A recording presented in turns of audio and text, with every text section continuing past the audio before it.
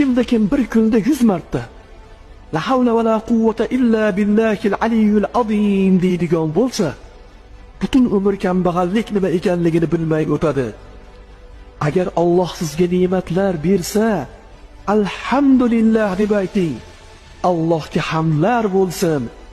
Mabodo gunohlaringiz ko'p bo'lsa, astag'firulloh deb ayting. Allohga tavbalar qilaman. Mabodo Alloh rizqingizni kechiktirsa, la havla va la quvvata illa billah deb ayting. Allohdan boshqasida kuch-quvvat yo'q. Barcha kuch-quvvat Allohnikidir. Bomdod namozidan so'ng bor yo'g'i bir marta la havla va la quvvata illa billah deb aytgan odam 99 ta balo ofatdan omonda bo'ladi. Va bu balo ofatlarning eng kichkinasi qalbda tinchlik va xotirjamlik yo'qligidir.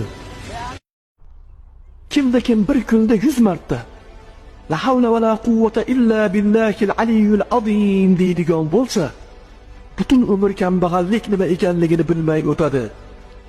Agar Alloh sizga ne'matlar bersa, alhamdulillah deb ayting. Allohga hamdlar bo'lsin.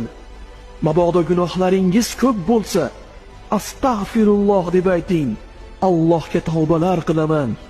Mabodo Alloh rizqingizni kechiktirsa, la havla va la quvvata illa billah deb ayting. Allohdan boshqasida kuch-quvvat yo'q. Barcha kuch-quvvat Allohnikidir.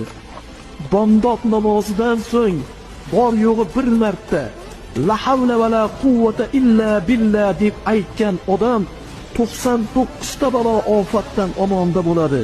Va bu balo ofatlarning eng kichkinasi qalbda tinchlik va xotirjamlik yo'qligidir.